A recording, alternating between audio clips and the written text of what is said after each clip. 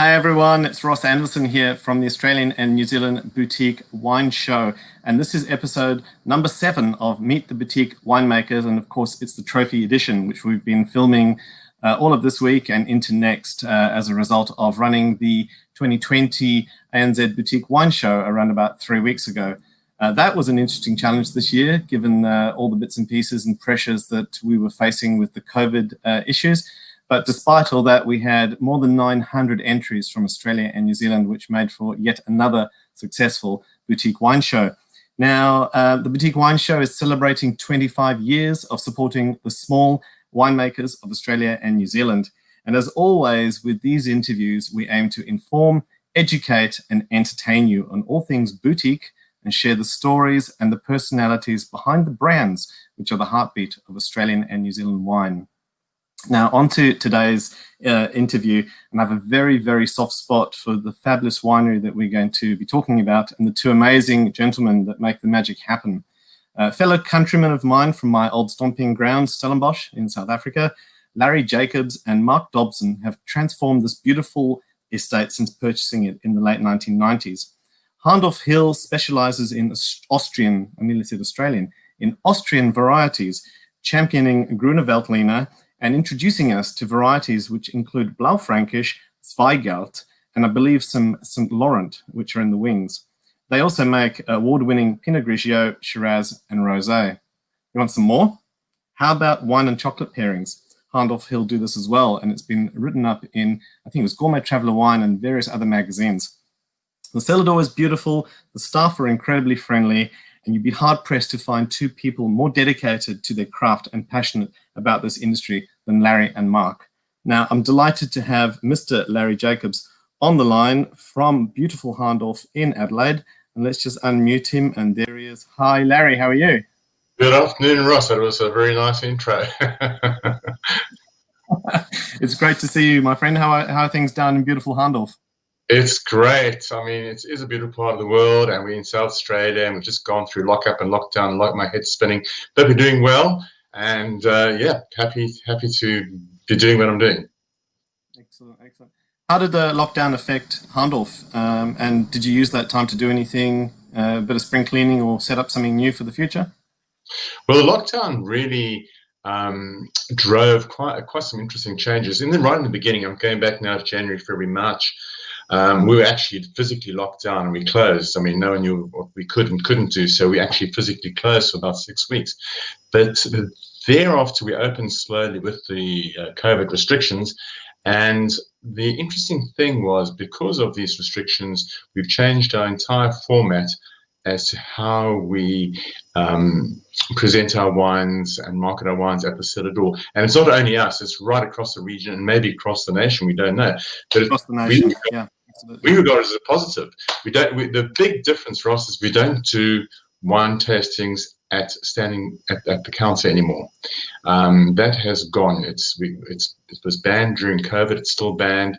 So we are obliged to do a kind of wine tasting experience, which might be a wine flight, or, as you mentioned, a chocolate wine flight or a cheese and wine flight. And you know what? People are enjoying it. They're sitting there, enjoying the view, and they are relaxing for an hour, and it has worked out amazingly well. I can't see us going backwards, and this is the conversation we're having in the region.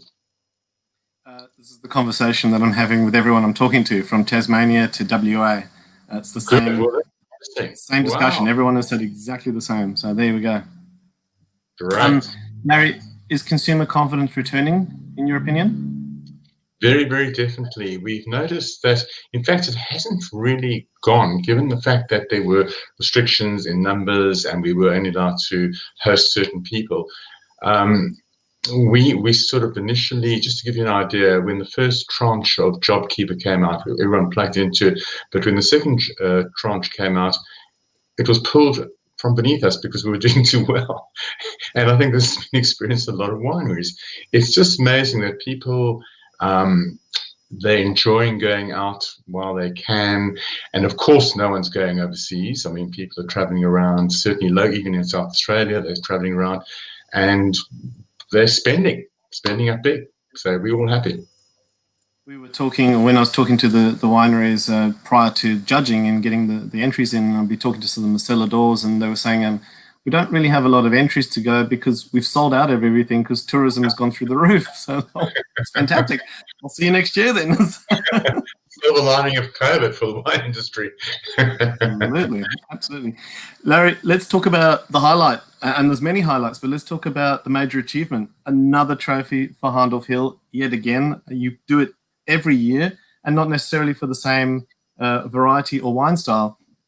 This year, we've picked up the trophy for Rosé 2020 from Adelaide Hills. I think last year was Grigio. I can't remember. Probably Grigio for 4 preceding years. It was starting to become a bit of a habit. And prior to that, for the Blanc. yeah. So, congratulations yet again. It's a result I always look for, and I cross my fingers, even though I never know the results right till almost at the end, but I'm always hoping for a Hahndorf win. So fantastic. Well done yet again. We love having you on the roll. Was there anything about 2020 that sticks in your mind about being different? The vintage that went and the wines and grapes that went into this wine? Well, firstly, I want to say thank you for that, because for us, rosé has become a very competitive market in Australia. It's wonderful to see how it's grown. So for us to pluck that one up it's very exciting. Thanks very much. Yes, the vintage was very interesting because this rosé, we actually handpicked the grapes for this wine. It's not as if it's a sanguinaire where there's a bleed off and you sort of you use the bleed off to make the rosé. They're actually handpicked for this wine, and it's a combination of Tempranillo, Pinot Noir, Shiraz, and our Troninger. And the interesting thing was that this year there seemed to be an extraordinary amount of really amazing natural acidity in these varieties that we use for the rosé. And that's unusual in the Southern Hemisphere, because normally, because of the temperature difference between north and south, we tend to be able to, or we tend to add acid to our wines, but unfortunately those acids always stand out. They never really integrate well. So to have natural acidity is like the holy grail type of thing, and it's translated as a super frisky, beautiful rosé, which is almost electric from this wonderful natural acidity with lovely fruit and depth and balance. So I'm just so excited, and I'm delighted that it got the trophy. It really is. It's such an exciting thing. You're making me hungry and thirsty just listening to you. So I'm a punter, and I come along to Hahndorf, and I book in one of your seated tastings now, and you're pouring the wine. What are the descriptors that come to mind? What are those flavor profile descriptors that you tell people? Or so them with? For any of the wines, or just no, generally? for the rosé. The rosé just has that secret ingredient in the Troninger, and that always it's got the other red varieties, the Pinot, which brings in a lovely cherryness, and the Shiraz this year, strangely enough, because it was picked fairly young, actually produced, for some strange reason, almost like a guava character. It was quite unusual. And then the Troninger brings out the quinces. So you have this lovely melange of red fruits and the quinces, and there's a bit of spice coming in there as well, probably from the Shiraz. And it's just, it's very, very delicate, but very intense and delicate, like quite a yin and yang thing, but the palate really excites you. So you have this lovely aromatic in your nose, and you suddenly pop this in your mouth, and it really just blows you away. It has this really beautiful mouthfeel, and it's an electric feel in your mouth of balance between the acidity and the flavors and the texture. It really is quite a lovely wine, I think. It sounds awesome. I'm going to go put one on ice, I think. Harry, you have a very, very interesting history and backstory. Could you tell us a bit about your personal story and your journey from what you were doing in South Africa all the way through, and now you're in Australia? It's an amazing story. It's really interesting. Please tell us some of those highlights. Well, it's I can barely remember it so far back. I started off in South Africa many years ago and studied medicine and ran intensive care units in the city of Johannesburg. And then one really relaxed Christmas, probably must have been in the late 80s, and probably lot of alcohol being consumed, and we were all a little bit pissolato, and we were saying, oh, it'd be fantastic, wouldn't it be nice to make wine, you know. I don't know where that came from, but literally within a year I found myself loading my furniture onto a furniture truck and moving down from Johannesburg to Stellenbosch, and managed to find a beautiful piece of land there, and Milderbos was born. And it was just very, very one of those lucky things. It was the time when the whole political apartheid thing was being resolved, fortunately, and the wines were being noticed again in Europe. And the wines, we were celebrated for our Chardonnay and for our Sauvignon Blanc, and it just became a huge success overnight. And I was eventually bought out, and Marc and I decided to move to Australia eventually, and that was the next big thing in my life. I think coming to Australia was quite an extraordinary thing. It's similar, but it's also so very different, and it's been a wonderful adventure. We've been here about 25 years, and fortunately we've landed up back in the vineyard again. A few little side steps on the way, living in Sydney. Marc studied psychology and religious studies, and but we ended up back in a vineyard, and I back in a tractor, and that's where I'm in my happy place. So it's been a lovely journey, and I would do it over and over and over again if I had the chance. It sounds amazing, and I think it shouldn't be underestimated or understated that Milderbos is a serious producer in South Africa at the high level. They represent South Africa in global wine shows. They're selected in the top 100. So you've done it twice. You've done it over there, and you've done it over here, and you continue to do it over here. So let's not underplay that this is a massive achievement. But let's talk about some of the other wines in the range. Pinot Grigio. How long and what's the story, the backstory on Pinot Grigio with Hahndorf Hill? Well, Pinot Grigio we've been doing since about 2006, I think. I always believe that if you're going to do something well, or you're going to try and do it well, you must really love it and really enjoy it, so you can get excited by it. And I love Pinot Grigio, and especially the Italian Pinot Grigio style as opposed to Pinot Gris. And it was sort of starting off in Australia at that time. Big in the Maritime Peninsula and that part of the world, but nowhere else really. And suddenly it became available as a varietal in Adelaide Hills. We don't grow it. We have a couple of growers from diverse viticultural sites who grow it for us. And we just haven't looked back since then. It has grown and grown in popularity. I think our region allows us to make a really exciting version of Pinot Grigio. It is truly, again, all about the palate and the delicate aromatics, and that's what Pinot Grigio is all about, and it's food friendliness. And I still do love it very much. It's never ever, I never get bored with Pinot Grigio, even though we've moved on since then to the Austrian varieties.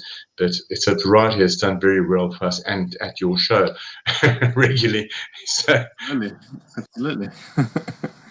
Now, Hahndorf Hill is a jewel in the crown of South Australian wine, and indeed the Australian wine industry. You and Marc purchased this property after immigrating, as you've mentioned, and that was, when was that, late 1990s, 1996, 97, 98, somewhere there? 2001. Yes, we'd lived in Sydney for 5 years. I tell everyone that's where I get my funny accent from, because I lived in Sydney for 5 years, but no one believes me. But we moved down in 2001. What was the story of Hahndorf Hill before you purchased it and took it over? What was happening there? It's an interesting story. It was developed, it was a pig farm some time ago. And then in its viticultural incarnation, it was developed about, say, 30 years ago by a German fellow. And they planted the vineyards and put a lot of the infrastructure and the cellar door. But then they wanted to move on, and that's when we arrived in 2001 and we purchased the property. And hence the start of our interest in the German varieties, because being a German guy, he had planted the Trollinger and the Blaufränkisch, and we'd never heard of these things. I was going to pull them out, and just as well I didn't, because they've become such an amazing feature of our winery. And then we've just taken it from there. It had a lot of other varieties. A lot of Chardonnay was probably the biggest planting, and things like that. But we've changed the entire landscape of the vineyard viticulturally from the varietal point of view since our involvement with the Austrian varieties later on. So can you give us the highlights reel for the past 20 years since you took it over then? Like, what would you say are the defining moments or the most memorable achievements? Coming to Australia was, I think, and then perhaps finding ourselves back here in a vineyard in the beautiful, beautiful Adelaide Hills. It's probably one of the most extraordinary parts of the world, really. Certainly in Australia, it is geographically so beautiful. It's close to a very significant city, and it's got a lovely climate. And so the highlight was coming here, and then I think perhaps discovering the Austrian varieties in around about 2008. That was like a real big moment in our evolution. We purchased extra land next door, and we wanted to plant something really interesting and exciting that would be very well suited to our conditions of terroir, our climate and soil. And it wasn't going to be, we wanted something really unusual, so it wasn't going to be Sauvignon Blanc or anything like that. And that's when we discovered Gruner Veltliner, and it was a real love at first sight thing. And that perhaps was a big highlight, because it took us on a great journey. It took us to Austria on many occasions, meeting all the wonderful top wine producers there and getting advice from them, and then seeing the aha moment that our region really matched those regions in Austria where the Gruner is grown. People always think of Austria as snow and Mary Poppins running up and down the mountains. Well, that's in the west, but if you go to the east, where the Danube runs north of Vienna, it's flat and it's very warm. It's actually warmer than I've experienced in Adelaide, Australia, but it does have the cold night thing that we have here as well, the diurnal variation. So warm summer days, very cold nights, and hence that cool climate definition, because the cold nights drag down the overall 24-hour temperature. Well, we've got that here in abundance, and that was such a very important thing. And then just rolling through the highlights then, perhaps the exciting thing was getting other growers in our region involved. I think that was a wonderful journey as well, seeing their enthusiasm and the people, them planting it and getting involved. And then when the first big international shows started exploring how, or examining how Australian Gruner Veltliner was doing, and our Gruner Veltliner was rated top in the world outside of Austria, and other local Gruners did well as well. Again, an exciting moment. There's so many. I'm just trying to think on the right. Now, the most exciting now, you mentioned Saint Laurent is another Austrian. We've got a lot of the Austrian noble varieties, the Gruner Veltliner, the Blau Frankisches Zweigelt, but Saint Laurent is our new exciting baby, but more of that later maybe. But that's another highlight of 20 years. I'm going to pop up on the screen the maps so that people can get an idea of Hahndorf Hills' location to Adelaide and the hills. What's that distance from Adelaide to you? That's about half an hour, 45-minute trip, is it? Half an hour. Literally for half an hour from me down the highway to the centre of the city. And it's a busy day, maybe 35 minutes. If we zoom in slightly, you'll see running north-south, is it a range of mountains? Is it classed as a mountain range, or is it hills? Well, it's the Adelaide Hills. The height, the maximum height is about 660 meters above sea level. And the average is around about 350 meters above sea level. And if you go back perhaps 20 million years ago, it was like the European Alps, which linked us to New Zealand apparently, and that eroded over all the years, and now we have left Adelaide Hills. So they're ancient soils, and they're probably more hill. They're hills. When you're in, you have a high altitude, you rise up from the city, but once you reach this sort of plateau up here, it's a hilly plateau. The environment is definitely hilly more than mountainy. And then if we zoom in yet again, there's Hahndorf Hill slap bang in the middle of the screen there. And that's the border perimeter of the estate, slap bang in the middle. And that's where all the magic happens. And what I'm going to do now is just pop up a few shots so people that haven't been to Hahndorf Hill can have a look at the sheer beauty of this place. This is one of the most picturesque wineries in Australia. So yeah, some absolutely gorgeous landscape shots. There's the cellar door. I'm not sure the angle of this. Is this taken from the backside? From the high up top, sort of round about that, the top edge of the farm, looking down back at the cellar door. Just behind me is on my neighbour's land. She's got wonderful cows, but there's an old slate mine, which is a huge hole in the ground, and that slate was used over 150 years ago for waterproofing buildings because there was no plastic or anything. They put the slate down on top of the foundations, and the water would hit the slate and travel naturally, so it waterproofed the walls. Well, that slate now permeates all our beautiful soils for the Gruner Veltliner, and it gives us the incredible minerality and wonderful qualities of the wine. It's like someone's dropped a bag of slate there. That's how beautiful the soils look. It's loamy clay, loamy topsoil with lots of slate, and that beautiful mine is sort of indicator of how much slate there is in this area. So you've clearly carved out a niche for these alternate varieties, specifically the Austrian angle, specifically the Gruner with the whites, which is phenomenal. And then I've noticed, I'd probably noticed it before, but it hadn't really been in my face, this little drop here, dessert wine Gruner. Yes. What can you tell us about this? Well, she's a little bit of a favorite little drop. Again, Gruner Veltliner, we do 4 styles of Gruner. That's one of them. And the exciting thing about Gruner as a variety is that it is so amazingly versatile from a winemaking perspective. And this is one of the many things. It makes beautiful table wines, makes sparkling wines, but it does the most extraordinary dessert wines. And the reason for that is it's natural acidity. But when you have this beautiful, delicate wine, which has a residual sugar of about 128 grams, which is amazingly high, but it's got a wonderful balance because of the natural acidity. And then you throw in that white pepper, the rotunda and peppers. It just gives the most amazing concoction of this dessert wine. It's amazingly balanced. It's not sickly sweet. And then it's got this white pepper hit as well. It's just quite an extraordinary feature, that wine.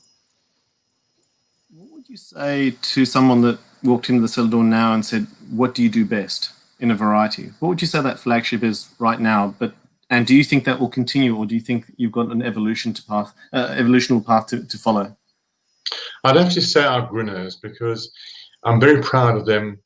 They do give me a lot of joy. We've been doing them now for over a decade, and they have certainly done well from third-party endorsements perspective. But they're just such exciting wines to work with, and as I mentioned earlier, if you're excited, you will do well with them. It's with everything in life. So I think Gruner Veltliner definitely. But we do want to, now we've sort of got to grips with this wonderful variety, and we feel we sort of do understand it a lot better. We want to divert our focus slightly towards the Austrian reds. We've been making Blaufränkisch for a long while, and the Saint Laurent word comes up again. You're very excited about that. That's in the wings. That's part of the new excitement. Is that a project that's going to come to fruition in the next year or two, or is it slightly longer than that? It's really happening. We again imported the clones. Saint Laurent is an interesting variety. It originally was from France, but during the phylloxera period of the 19th century, it was all wiped out. But just prior to that, some cuttings were transported to Austria to a nunnery, a cloister, and it's called Cloister Neuburg, where they had nuns and monks making wine, and it's found a new home there in Austria. And during this period, all the mother material in France wiped out. So its indigenous home now has become Austria by default. And it's an interesting variety because it made beautiful red wines, and everyone always thought somehow it was related maybe to Pinot Noir. The bunches looked like Pinot Noir. Some of the aromatics looked like Pinot Noir. The leaf phenology looked like Pinot Noir. But what's happened in the last year, which is extremely exciting, and this is why I'm excited about it, is that they have genetically proven, the guys working at Cloister Neuburg in Austria have proven that Saint Laurent is the genetic daughter of Pinot Noir. They don't know who the father is. The father is a cad who disappeared, but the daughter is the genetic daughter of Pinot Noir, which makes it absolute royalty in the wine world. So people have had their faith in this variety now it's been justified, and we are so looking forward. We've imported two clones, and we had our first crop 2020 last year. It's in the barrel still.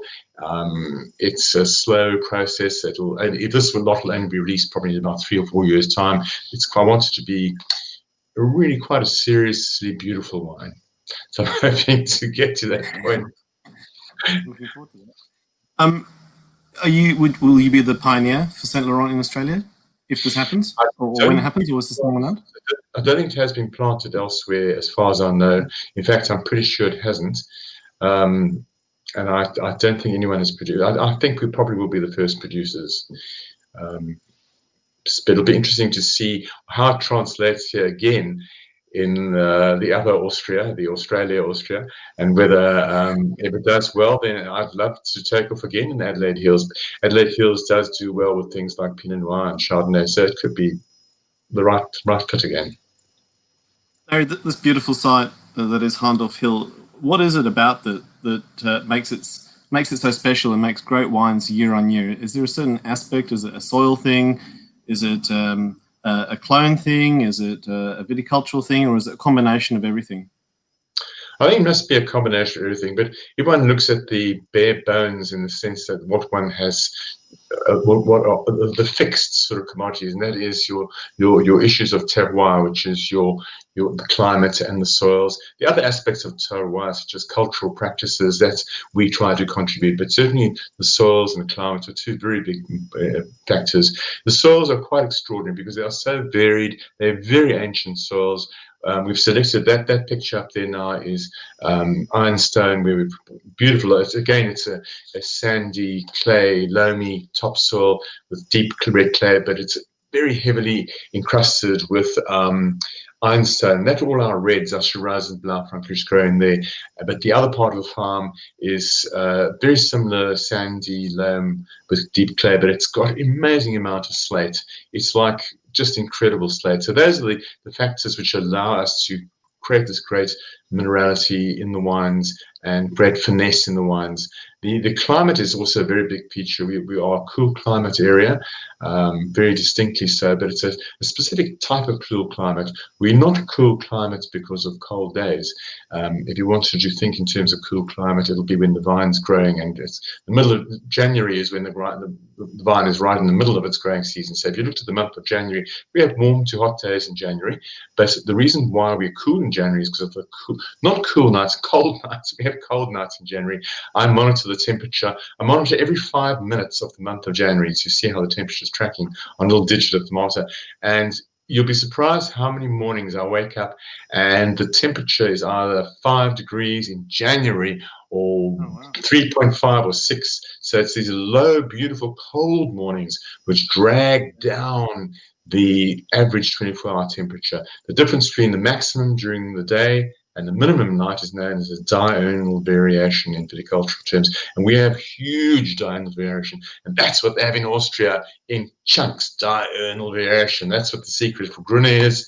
And that's our secret in Adelaide Hills. So climate, soils, yes, we put as much as we can in with cultural practice in the vineyard. We try our best. Let's talk traditional Aussie. Let's talk Shiraz. How does Hahndorf Hill Shiraz compare to, say, other Shirazes from your area, and then the Shirazes that come out of McLaren Vale and the Barossa, which are some of them are elegant and some of them are full throttle. That with throttle in wine, I always think Barossa. How do they vary? How do they differ? I'll start with the second part of your question. I think that every region will have their own style, and they're all very valid and beautiful styles. So Barossa, McLaren Vale, Adelaide Hills. If I come to our region, we very definitely managed to produce a more elegant style of Shiraz. And there have been, over the 20 years I've been here, there have been many, many debates whether we should really call it Shiraz, as they do in the Rhone areas and other parts of the world. But it just is a feature of our Shiraz.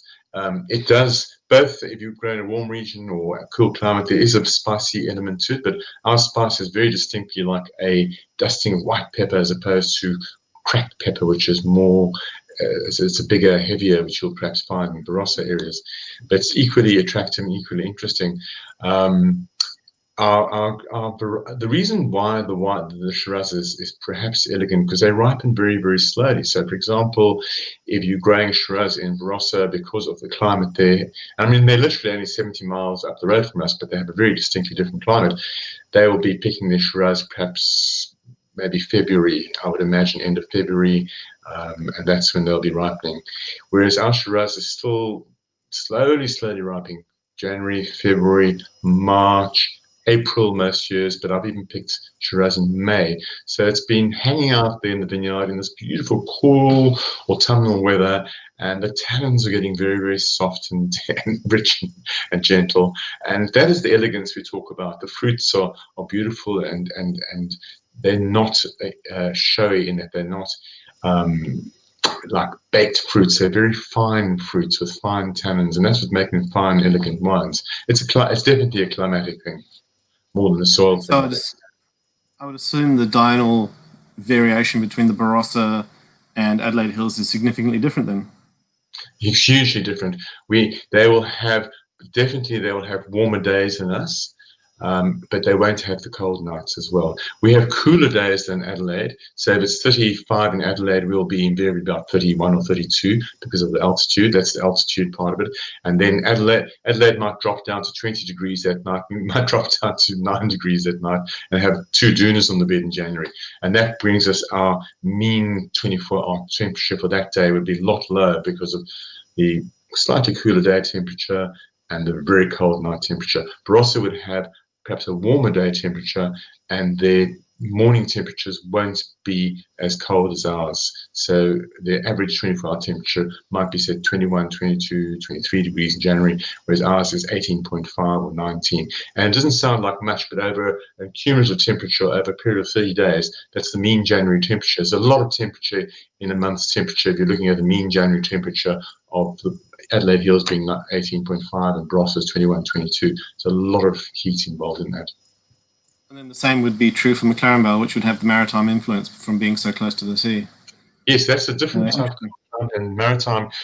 I wish there was someone who would tackle this issue of cool climate, because there's so many different styles. They're definitely cool climate again, but they're cool climate from they're maritime cool climate, and their days are a lot cooler. But because of the moderating effects of the sea, they don't have cold mornings, so they have maybe moderate warming. So if we are 30, say 32 during the day, they might be 29 or 28 or whatever. We drop down to 3 degrees, they might drop down to 14 degrees. So their cool climate is very different to ours. And so it makes it very interesting. And each of those different styles, the wines will be different in the different cool climate regions. So maritime cool climate, diurnal variation cool climate, or just bloody cold down in the south, like in Hobart. Very different, but all very interesting. Larry, you've put a big stake in the ground with your stance on alternate varieties, and you've championed obviously the Austrian styles. But tell us about alternate varieties in general and your thoughts.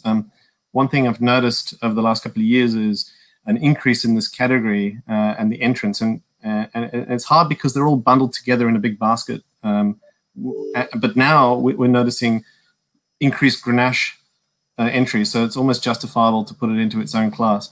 And the same with things like Vermentino. We're starting to see a lot more Vermentinos coming through, and I guess and Cabernet Franc. So the question is really, what do you think of the alternative varietal movement and its future in Australia, given climate change? I was talking to Fred down in Hobart at Bream Creek, and he was saying this potential for cool climate Syrah in Tassie, and more of those Spanish varieties going onto the mainland into the really hot areas. I was just talking with John Small over in Geograph, and he was saying the same thing with putting more Zinfandel into that Geograph region, and it performs really well there. What are your thoughts on this as a topic, both red and white? Well, I think the concept of alternative varieties is probably something which is very much an Australian phenomenon, because only alternative because it's not grown much here. Emerging varieties is another term that's being used. But if you looked at another wine show, the Alternative Varieties Wine Show, they will probably be making the same observation that you're making, that Grenache is becoming more popular. Pinot Grigio, for example, was an alternative variety. So 6 years ago, it's now no longer allowed to enter into Alternative Varieties Wine Show. So the landscape of alternative varieties is changing, in that some become more mainstream, like Cab Franc and Grenache and Tempranillo, etc. But there will always be interesting new emerging varieties, because there's so many out there with unpronounceable names from Greece and from Russia and from Skotska Bratskaya and whatever. So there will always be alternative or emerging varieties, and that will keep us excited and entertained for many years to come, Ross. Something that I'm keeping a close eye on, definitely seeing the numbers bounce. And it's funny, while we're on that, it's not just in the Boutique Wine Show, but also in the Six Nations, the Global Fine Wine Challenge, we've noticed an increase in these, and that's coming from Canada, massive Cab Franc plantings there, South Africa, Cab Franc, and there was at one stage a Malbec movement, and we were looking at how we could justify that. Interesting. Larry, I want to talk all things Gruner, your passion. You make four styles, did you say? 4 styles of Gruner? 4 styles, yeah. We've got the dessert wine, then we've got the Gru, which my daughter believes is something from all that Disney movie, Despicable Me. And then we've got the Reserve, and we've got the White Mischief. What are the differences between the Gru, the Reserve, and the White Mischief? Well, they're quite distinct, and until recently, the distinction would also follow through in Austria as well, because their distinction was fairly clear cut. They had a classic and reserve, and this would not only be related to Gruner, but all whether it was a Riesling or red wine. Classic would be a fresh wine with say an alcohol of below 12.5, and the big feature was that it didn't really have any exposure to oak maturation, which would make it more opulent. If you made a reserved wine, it could be riper, and it could, in all likelihood, have had exposure to oak. And that was a very broad, easy way of defining them. So if I was to look at our range, then the reserve style clearly is the one that has some oak or wood treatment. We don't only use oak. We try and use neutral woods, because I'm trying to move away from heavy oakiness. So it's certainly a riper style. It's more opulent. It'll have some malolactic fermentation. We do all the fancy footsteps to try and make it richer and fuller and more opulent. Whereas the classic style is the Gru, and the White Mischief falls into a classic style as well. They are generally more pristine, and their focus is more on their mineral line and their freshness and crispness. Now, if you watch the difference between the White Mischief and the Gru is the real classic of all of those. That's the real classic in terms that it shares the dance floor in that wine is shared equally by the primary fruits, the texture, the spice, the mouthfeel. There's no one character on the dance floor wanting to stand out. They all share the dance floor easily and happily. Whereas the White Mischief is a very true, and this is not a style you'll find in Austria. It's a style of wine which we've labelled quite proudly the New World take on Gruner Veltliner. And it allows this wine to absolutely show every aspect of the complex primary fruits that are available to this exotic variety of Gruner Veltliner. So you can have, there's invariably citruses and Yellowstone fruits such as nectarines and things, apples and pears. But then you can go there, really show off a bit and have guavas and ruby grapefruit and all that white pepper and spice texture. So that's how our White Mischief is very clearly our New World style. We allow it to exhibit, and by that it depends on when we pick it a bit riper, how we treat it in the winery. We allow it to dance full on, showing off its primary fruits, whereas the Gru is far more sophisticated, more serious. It allows air time for the savory notes and the texture and all the other components as well. While we're on this topic of Austria, I love this wine, Blaufränkisch. What, why, where, how? Tell us a bit about this. Well, that variety I first met when we took the property over in 2001, and the previous owner had planted it, and I didn't know what to do with it. I didn't know what it was, and we sort of actually just went into the rosé initially, because we started making dry rosés right from the really beginning, even before they became fashionable. So we buried it in the rosé, and then suddenly in 2006 we decided to try.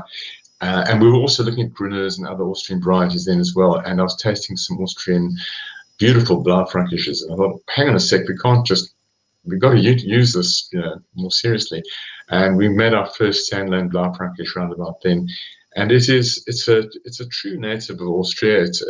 It certainly grows everywhere in that part of the world. In Hungary, in Austria, it's Blau Frankish. Blue Frankish means noble, Blau Frankish. In Hungary, across the border, is Kek Frankos. Kek means blue in Frankish and Frankos, and so on and so forth. In Germany, it's known as Lemberger, but its spiritual home is Austria. It's quite an ancient variety. It just makes very pretty, beautiful, hauntingly beautiful wines. The difference is that most of our familiar reds, the Shiraz, Cabernets, and Merlots, you would describe in terms of red fruits. So you're talking about plums and cherries and that sort of thing. Whereas Blaufränkisch, it's the blue fruits. It's the blueberries, the blue-black cherries, and there's a lovely, elegant spice component. And it has a lovely, juicy, natural acidity which stands out. So it just makes a very beautiful, very specific, elegant wine. Put a wrap on the Austrian variety conversation. How does the Gruner? How do the Gruners and the Blaufränkisch age? They're all under Stelvin. So what do they look like in 3, 5, 10 years? And what's that cellaring window, in your opinion? I'll start with the Gruners. The Gruners, if you do go and chat to anyone in Austria, the guys who are specialized in Gruners, they will brainwash you and nail it into your head that these are white wines that age. And I've spoken to a few people who have been following Gruners for many, many years, and 10, 20, 30, 40 years a Gruner. If it's a good Gruner, particularly the reserve styles. The interesting thing is that we've differentiated between our New World style, the white mischief, and the groove style and the reserve style. If after you open these bottles after 3, 4, 5 years, that white mischief, very cheeky, fruit-focused wine will be very different. It'll be more like a classic eventually. So if you want your white mischief very fruit-forward, you'll drink in the first 2 or 3 years. But definitely, they age beautifully. There's citrus components evolve and they become marmalade-y, sort of caramelized orange peel. You still get that lovely spice with pepper. Other fruit aromatics become more savory and textural. The big feature of Gruner is its textural thing in the mouth. It's like phenolic texture, like red wine has lovely texture, all those tannins, phenolics. Gruner has that. It has this lovely brush of texture in the mouth, and these things integrate and evolve and develop, and they just become the most beautiful wines. You get the honey notes and the mead notes as any white wine will evolve, and they become absolutely gorgeous. So yes, Gruner Veltliner has aged sensationally well. Blaufränkisch, we've been making it now for probably about 10 years as a standalone, and they certainly have stood the test of time from our perspective of the 10-year period. I would suspect that probably compared to a varietal like Cab Sav, it probably won't go the length of time of 20, 30, 40 years, but certainly 10, 14 years, and they just get very sublimely beautiful and elegant along the way. I'm convinced. I'm sold. Larry, when a punter comes down to Hahndorf Hill and they book in their tasting and they take in this amazing site, this beautiful vineyards, this lovely cellar door, there's not just wine at Hahndorf Hill. You offer a Chocovino experience. And I'm just going to pop up Chocovino on the screen. This is what it looks like. And I haven't done it, but I'd love to do it. Tell us a bit about matching your wines with chocolate. Well, that was Marc's baby about 10 or 12 years ago. We were actually offering sit-down meals and food, but it was just very hard because I was the chef in the kitchen and I wanted to be in the vineyard, and eventually we decided that let's try to give an entertaining offering that wouldn't involve me being in the kitchen. And Marc developed this chocolate and wine pairing, and it's a very interesting thing to pair because it's sort of, you can use chocolate as a kind of a foil with the wine to talk to the customer about things like terroir and tannin and acid, because it impacts on chocolate as well, where your cocoa beans are grown. The terroir, the clones of the cocoa bean, the tannins in the cocoa bean, the acid in the it's all there. And our only job is to try and find chocolates, from whether they're imported or made locally, that actually match with the various wines that we were offering. And every year it will vary. So Shiraz of 2007 will match to a certain chocolate and be very different in the 2008 Shiraz. So we have this wonderful task of trying to match the wines every new vintage. We all of us at the cellar, all 10 of us sit down and we go through the motions of doing all these chocolate tastings, and we get lovely chocolates thrown at us from around the country and everywhere. And it's it's actually a very beautiful match. Some people might be intimidated at the thought of chocolate and wine. I can assure you it is a perfect match. If you got to really match it though, but it's a very beautiful, sublime match. It sounds divine. Larry, can you share anything about future plans? I mean, we've hinted at Saint Laurent coming through. What else is in the works for the next 3 to 5 years? Is there anything you can share with us? Well, I think that our focus, I alluded to it earlier, that our focus might change. Not that we are defocusing on our white wines. We feel we've got them to where we're happy with them now, and we'll always be looking and monitoring all the time and developing where we want to. But we want to really take our red wines to a new level, and that includes the Shiraz, the Blaufränkisch, the Zweigelt even, but particularly the Saint Laurent. And the Saint Laurent is going to hopefully one day will lead us along that route. Hopefully, we've already got the label, the name designed, and we've got I can almost taste it already, even though it's still in the barrel.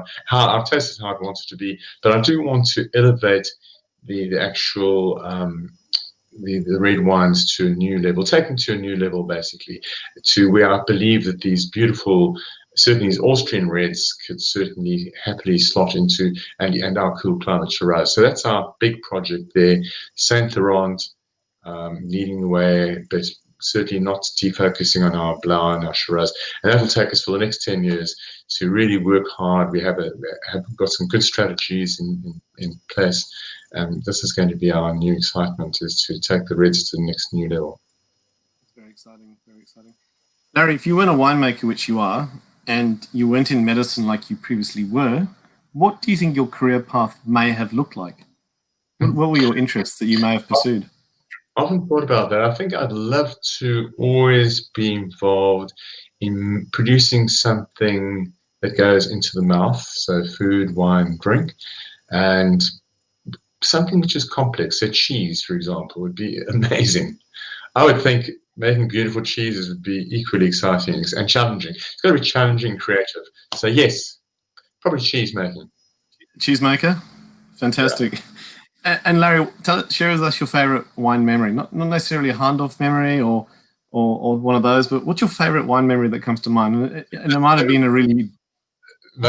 Sorry? A poor student, I was travelling across out to go and do a kind of something in UK. It was part of our training process, and flying across for the first time. And I don't know if the air hostess had a bit of a crush on me, but she brought out this bottle from business class of this Montrachet. I didn't even know what Montrachet was, and she said, "I thought you might like this." She's probably hitting on me. I wish I'd known, but anyway. And I never in my life imagined that one could get such incredible excitement and pleasure from something that was in a glass. I think that was so exciting and memorable. I didn't remember the label. I just remember the word Montrachet and this amazing experience, which I probably buried in my mind. It never said I've got to be involved in the wine industry after that, but it certainly was one of the seminal wine things that happened to me.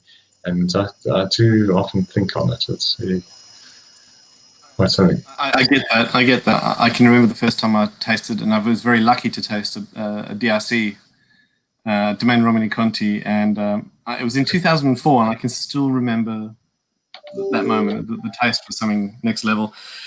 Larry, when you're in the car and you're leaving Hahndorf Hill, going down to get your favourite German sausages from the local deli, what music's playing? What music's playing in the car? Well, I'm playing in the car and in the tractor. It's usually old school classic stuff like Supertramp and Pink Floyd or Amy Winehouse. However, right now, this is what I listen to. It's the most uplifting, happy song which has given so much joy to so many people across the planet, and I listen to it non-stop. Can you hear that? Yeah, I can hear it. You know this? No. What is it? Oh, I wondered. That's what I listen to. absolutely, I can drive my tractor to it all day. You'd appreciate this. I interviewed David Nivoet from Cederberg. It was about 6-7 weeks ago, and he had to cut the interview short. He'd just going to the shower, and then he was heading out with the whole Cederberg team, and they were going to film the whole crew dancing outside the winery to that. So, did they do the job? And they did it. It's on YouTube. Just have a look. So many people around the world and continue to do so, and I enjoy it every day. Oh, that's great. Larry, lastly, let's put a wrap on this. People can go to hahndorfhillwinery.com.au to find out more about Hahndorf Hill, Chocovino. They can go there to book in a tasting. Is that right? Yes, indeed. Yes, they can. And very nice, friendly staff during the day, office hours. They're always happy to help people. And Hahndorf has a wine club? We have a... sorry, I'm just going to delete that. Sorry.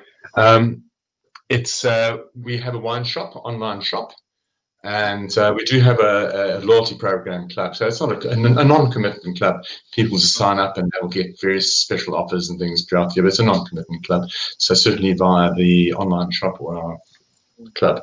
So yeah, I'd encourage everyone. I mean, you've seen how beautiful this place is. The wines are phenomenal. Chocovino, do it. Get into Gruner, get into some Blaufränkisch. Try this amazing trophy-winning rosé. It's all happening here. Hahndorf itself is the most beautiful place. Book it for the weekend. Get an Airbnb. Just get down to South Australia. Support the local tourism. Go and see Larry and Marc. You may or may not see them. They're often running around, but just look for the hat. I think Larry sleeps with the hat. I sleep. Doesn't leave me. Larry, thank you so much for joining us. Thank you for your time. Thank you. Congratulations on your win, and have a great Christmas. And I look forward to getting out to Adelaide. Just stay on the line for me while I put a wrap on. Thank you very much. All right, guys, that's it for this episode. Thank you for tuning in. hahndorfhillwinery.com.au is the place that you want to be. The amount of trophies these guys have won is off the charts. Just check out the website. Have a look, subscribe, put a mixed case together for yourself. You will not be disappointed. That's it for this episode. Plenty more coming. Stay tuned and stay safe.